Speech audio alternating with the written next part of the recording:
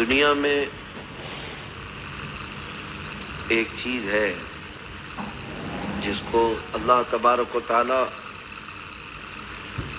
لوگوں کے حالات کو پلٹا دیتا ہے۔ یاسین شریف میں ایک آیت آئی ہے، وَمَن نُعَمِّرْهُ نُنَكِّسْهُ فِي الْخَلْقِ، جس کو ہم لمبی عمر دیتے ہیں اس کو پرانی یادوں کی طرح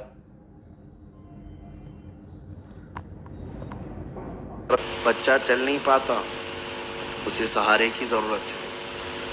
بڑھاپے میں بھی وہ چل نہیں پاتا، اسے سہارے کی ضرورت ہے۔ بچہ تیز غذائیں نہیں کھا پاتا، ہضم نہیں ہوتا، سیم بڑھاپے میں بھی ہارڈ غذائیں نہیں کھا پاتا، ہضم نہیں ہوتا۔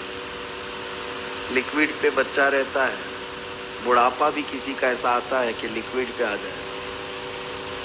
بسا اوقات ایسا ہوتا ہے کہ بچہ بہت ساری چیزوں کو بھول جاتا ہے، بڑھاپا بھی ایسا ہوتا ہے کہ بہت ساری چیزوں کو بھولنے لگتا ہے۔ بچہ بار بار کچھ چیزوں کو ریپیٹ کرتا رہتا ہے، ایک ہی بات پوچھتا رہتا ہے۔ بڑھاپا بھی سیم ایسا ہی ہے کہ ایک ہی چیز کو بوڑھا بار بار ریپیٹ کرتا رہتا ہے۔ بچہ کبھی کبھار پیشاب پاخانہ اپنے بستر پر کر لیتا ہے، بڑھاپے میں بھی کنٹرول کھو جاتا ہے آدمی، اس کا پیشاب پاخانہ کب کے نکل جاتا ہے، بیماریاں ایسی آ جاتی ہیں، سیم ٹو سیم عادتیں وہاں تک پہنچا جاتی ہیں۔ اسی لیے کہا گیا ہے کہ دنیا گھوم کر کے وہیں آ جاتی ہے، تم جہاں سے شروع ہو پھر اس کے بعد جس طرح سے آئے تھے دنیا میں اسی طرح سے واپس چلے جاتے ہو۔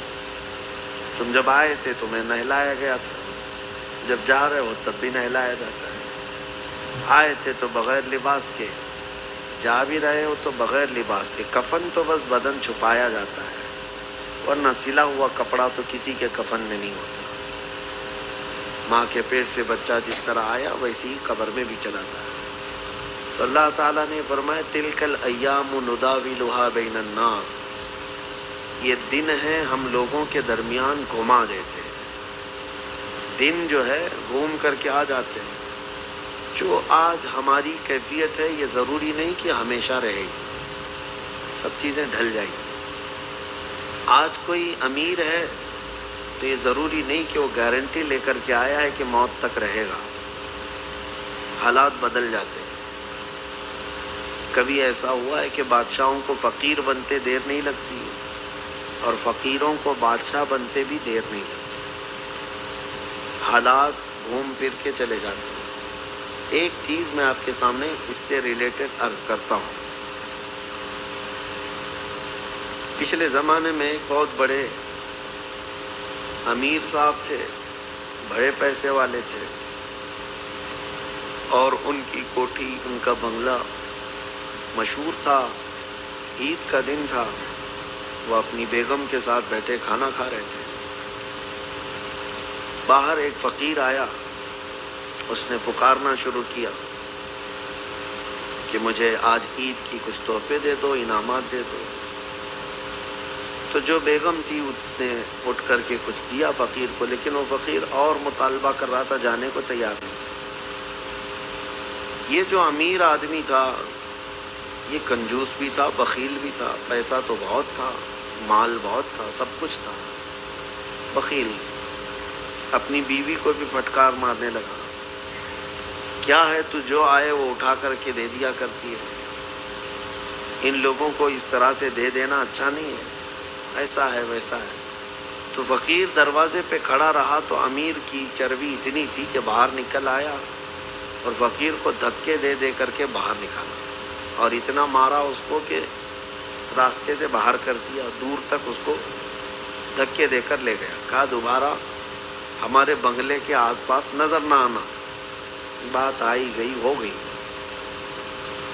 حالات ایک طرح کے نہیں ہوتے۔ کچھ حالات ایسے آئے کہ اس امیر آدمی کو جوئے کی بھی لت تھی، ادھر ادھر پیسے لگاتا بھی رہتا، کہیں جوا ہار گیا، بہت بڑا پیسہ اس کا ہاتھ سے چلا گیا۔ اس کے بعد پھر حالات ریورس ہونا شروع ہوئے، مال جاتا رہا، ایسے حالات آ گئے کہ اس کو اپنا بنگلہ بیچنے کی نوبت آ گئی. بک گیا، گھر بک گیا، گاڑی بنگلہ بک گیا. سال بھر نہیں ہوا اور اس کے بعد نوکری بھی کرنے پر مجبوری آ گئی. نوکری کرتا رہا، تنگی اتنی ہو گئی کہ قرضے بہت بڑھ گئے. لوگ قرضوں کا مطالبہ کرتے کرتے اسے تنگ کرتے. پھر یہاں تک وقت آیا کہ اسے اپنی بیوی پالنا بھی مشکل ہو گیا. اس نے اپنی بیوی کو بھی چھوڑ دیا، طلاق دی، کہا کہ تو آزاد ہو جا، چلی جا. ایسے حالات پیش آئے کہ پھر یہ نوکری پیشہ تو چھوڑیں، اب لوگوں کے پاس مانگنے پر آ گیا. شروع میں پرانے تعلقات دکھا کر کے تھوڑے پیسے مانگتا رہا. لوگ پرانی عزت کی بدولت کچھ دے دیتے تھے، لیکن مانگنے کی جب عادت بڑھ جاتی ہے تو لوگوں سے وقار ختم ہو جاتا ہے. پھر اب وہ عام بھکاریوں کی طرح ہی ہو جاتا ہے مانگنے والا. شروع میں قرضہ مانگنے والا لوگ اس کو پرانی عزت کی وجہ سے دے دیتے ہیں، لیکن کنٹینیو اگر کوئی کرنے لگ جائے تو بھکاری ہو جاتا ہے. اس کے حالات ایسی ہو گئے. کہاں سے کہاں آ گیا اسے اندازہ بھی نہیں تھا. حالات ایسے آئے کہ پھر عید کا دن آیا. عید کے دن سوچا میں کسی اچھے آدمی سے ملاقات کر لوں، میرے خستہ حالت کو بتاؤں. تو وہ شہر کے ایک بہت بڑے رئیس کے گھر گیا. عید کے دن سوچا کہ اس کو میں اپنے حالات بتاؤں. وہ بہت بڑا رئیس آدمی تھا. اس کے دروازے پر گیا، کہا کہ مجھے آپ سے کچھ بات کرنی ہے. تو دروازہ کھولا اس رئیس آدمی نے، کہا کہ ٹھیک ہے تو اندر آ سکتا ہے، بات کر سکتا ہے. یہ اس کے گھر اندر گیا تو دیکھا وہاں ایک عورت ہے جو اسے کچھ کھانے پانی پروس رہی ہے. وہ اسی کی عورت تھی جس کو اس نے طلاق دیا.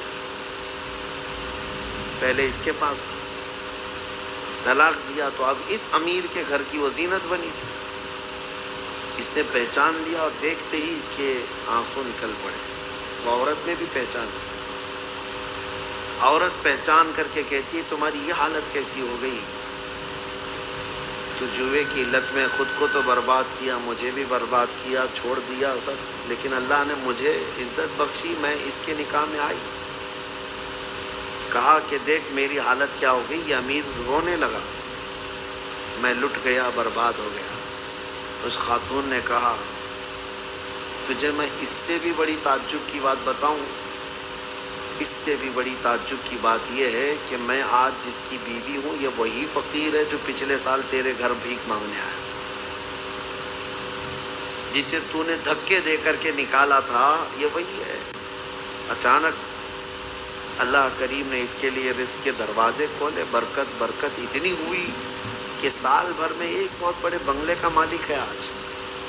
اسی کو میں نے کہا تلک الایام نداولها بین الناس. اللہ فرماتا دن ہم جو ہے لوگوں کے درمیان گھما دیتے ہیں. آج تمہارے پاس، کل کسی اور کے پاس. اپنی فانی نعمت، فانی ان تمام چیزوں پر اترانا، غرور کرنا، گھمنڈ کرنا نہ ہو. اللہ کریم کی بارگاہ میں ہمیشہ یوں کہیں کہ مولا آج جو تو نے عزت بخشی ہے اپنے فضل سے، قیامت تک نہیں جنت میں جانے تک اسی عزت کے ساتھ زندگی عطا فرما.